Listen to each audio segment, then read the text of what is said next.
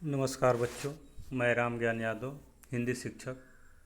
बच्चों, हम लोग अपने बसंत पाठ्य पुस्तक से झांसी की रानी कविता पढ़ रहे थे और उसके 4 काव्यांश हम लोगों ने पढ़ा था, जिसमें चौथे काव्यांश में हम लोगों ने यह पढ़ा था कि झांसी की रानी लक्ष्मीबाई का विवाह गंगाधर राव से हो गया था और वे रानी बन करके झांसी आ गई थी।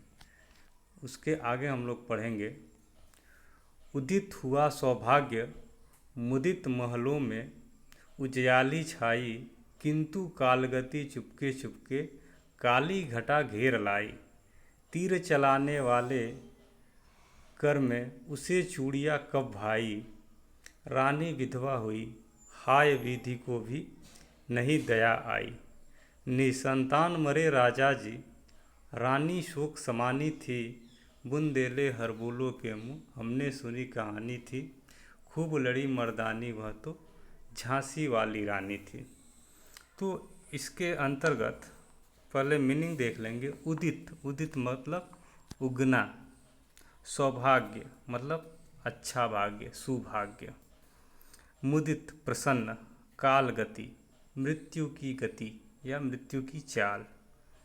विधि भाग्य, यह इसके कठिन शब्द थे जिसका अर्थ मैंने बताया। अब जो है इसका व्याख्या करेंगे। इन पंक्तियों में लक्ष्मीबाई के विधवा होने का उल्लेख किया गया है। जब वे झांसी आ गई तो उनके पति की अकाल मृत्यु हो गई, इसके बारे में बताया जा रहा है और झांसी राज्य पूरा जो है शोकपूर्ण हो गया। तो उदित हुआ सौभाग्य मुदित महलों में उजियाली छाई, यानी विवाह के पश्चात जब रानी लक्ष्मीबाई झांसी आ गई तो झांसी के सौभाग्य का उदय हुआ, महलों में प्रसन्नता छा गई, किंतु कालगति चुपके चुपके काली घटा घेर लाई। लेकिन जो है दूसरी ओर धीरे धीरे दुर्भाग्य के बादल भी घिर आए, तीर चलाने वाले कर में उसे चूड़िया कब भाई। लक्ष्मीबाई के जीवन में समय चक्र दुख की काली घटा ले आया, राजा की अकाल मृत्यु हो गई और रानी विधवा हो गई। दुर्भाग्य को तीर चलाने वालों हाथों में चूड़ियाँ पहनना पसंद नहीं था। मतलब यह है कि रानी लक्ष्मीबाई रानी बन के झांसी में आ गई थी, लेकिन उन्हें रानी बन के रहना भाग्य को पसंद नहीं था। इसलिए हाल ही जो है राजा की मृत्यु हो गई, अकाल मृत्यु हो गई और उनको फिर जो है बचपन में ही तीर कमान चलाती ही थी, फिर जो है झांसी का उन्हें तीर कमान संभालना पड़ गया और भाग्य को उन पर दया भी नहीं आई। रानी विधवा हुई हाय विधि को भी नहीं दया आई, रानी विधवा हो गई और भाग्य को भी उन पर जो है दया नहीं आई। निसंतान मरे राजा जी रानी शोक समानी थी, और राजा जी निसंतान ही मर गए, उनके कोई पुत्र नहीं हुए और इसलिए रानी लक्ष्मीबाई को बहुत ही दुख हुआ। रानी जो है शोक में डूब गई। बुंदेले हरबोलों के मुँह हमने सुनी कहानी थी, खूब लड़ी मर्दानी वह तो झांसी वाली रानी थी। तो बुंदेलों के लोगों के मुँह से हमने यह कहानी सुनी थी कि रानी लक्ष्मीबाई पुरुषों की भांति लड़ती रही।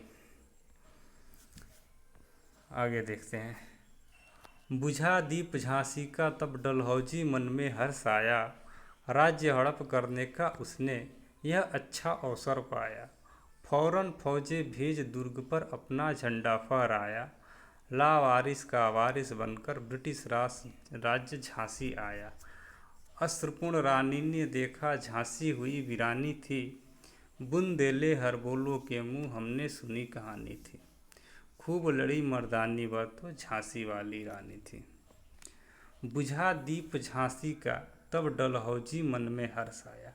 बच्चों, डलहौजी जो था वो अंग्रेज शासक था और जब उसे पता चला कि झांसी के राजा की मृत्यु हो गई तो वह मन ही मन जो है बहुत खुश हुआ।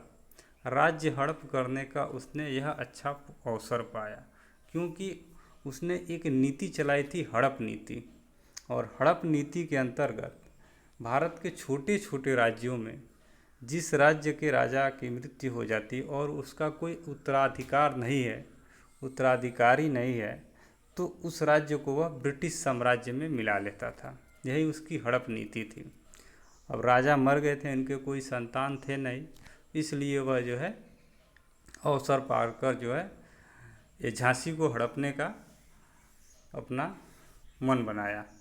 फौरन फौजे भेज दुर्ग पर अपना झंडा फहराया और जो है तुरंत वह वहाँ पर अपने फौज भेज करके और अपने झंडा वहाँ पर फहरा दिया। आगे देखते हैं। लावारिस का वारिस बनकर ब्रिटिश राज्य झांसी आया और इस तरह से झांसी की रानी को हरा करके और ब्रिटिश राज्य जो है अपने झांसी में अपना राज्य स्थापित किया। अश्रुपूर्ण रानी ने देखा झांसी हुई वीरानी थी और उन राज्यों को जो है वह अपने में मिला लिया। इससे जो है रानी लक्ष्मीबाई बहुत दुखी हुई और उस झांसी को जो है वह वीरान देखने लगी, अब अकेली हो गई थी। बुंदेलो हरबोलो के मुँह हमने सुनी कहानी थी, खूब लड़ी मर्दानी वह तो झांसी वाली रानी थी। और इस तरह से बुंदेलों के मुँह से हम लोगों ने यह कहानी सुनी है कि पुरुषों की भांति लड़ने वाली झांसी की रानी लक्ष्मीबाई थी। आगे देखते हैं बच्चों। अनुनय विनय नहीं सुनती है विकट फिरंगी की माया, व्यापारी बन दया चाहता था जब यह भारत आया। डलहौजी ने पैर पसारे अब तो पलट गई काया, राजाओं नवाबों को भी उसने पैरों ठुकराया। रानी दासी बनी यह दासी अब महारानी थी, बुंदेलो हरबोलो के मुँह हमने सुनी कहानी थी, खूब लड़ी मर्दानी वह तो झांसी वाली रानी थी। इन पंक्तियों में लेखिका कवियत्री सुभद्रा कुमारी चौहान जो है अंग्रेज़ों के परिवर्तित रूप का चित्रण किया है और बता रही हैं कि ब्रिटिश सरकार क्रूर थी, किसी की याचना का प्रभाव उन लोगों पर नहीं पड़ता था। वे फिरंगी मतलब अंग्रेज, उनके अंदर जो है दया नाम की चीज़ नहीं थी, उन लोगों पर किसी की याचना का कोई प्रभाव नहीं पड़ता था। जब ब्रिटिश आए थे तब वे व्यापारी थे, व्यापारी बन दया चाहता था जब यह भारत आया। जब वे लोग भारत में आए थे तो व्यापारी बन के आए थे और भारत के साथ व्यापार करना चाहते थे। भारत देश की धन संपत्ति को देखकर अंग्रेज यहाँ से अपना व्यापार करना चाहते थे। डलहौजी ने पैर पसारे अब तो पलट गई काया, और भारत जो है ये धीरे धीरे व्यापारियों का रूप बदल गया। अब वे भारत में राज्य करने लगे थे, छोटे छोटे राजाओं को युद्ध में परास्त कर दिया था और डलहौजी भी आ गया था और वह यही करता था, छोटे छोटे राजाओं को युद्ध में हरा करके और उसमें अपना ब्रिटिश साम्राज्य स्थापित कर डाला। रानी दासी बनी यह दासी अब महारानी थी और डलहौजी धीरे धीरे अंग्रेज का राज्य बढ़ाता ही जा रहा था। अब अंग्रेज व्यापारी से शासक बन गए थे और रानी लक्ष्मीबाई भी अंग्रेजों से हार गई थी। बुंदेले हरबोलो के मुँह हमने सुनी कहानी थी, खूब लड़ी मर्दानी वह तो झांसी वाली रानी थी। तो इस प्रकार पुरुषों की भांति युद्ध करने वाली अंग्रेजों से वह झांसी वाली रानी थी।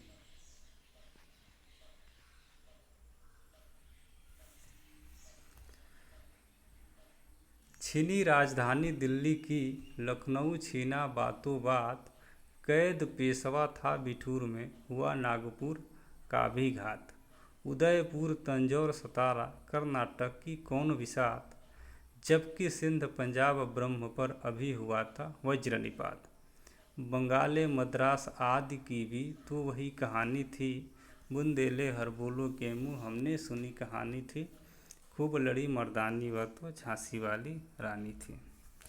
इन पंक्तियों में अंग्रेजों के बढ़ते साम्राज्य का वर्णन किया जा रहा है कि किस प्रकार वे अपने नीति से भारत के छोटे छोटे राज्यों पर अपना शासन स्थापित करते करते संपूर्ण भारत पर किस तरह से उन्होंने अपना राज्य स्थापित कर लिया था।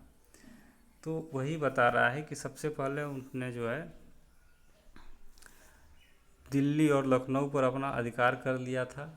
उसके बाद जो है बिठूर के राजा बाजीराव पेशवा को बंदी बना लिया था और नागपुर, उदयपुर, तंजौर, सतारा और कर्नाटक की क्या हैसियत थी उसे भी जो है उसने अपना साम्राज्य स्थापित कर लिया था।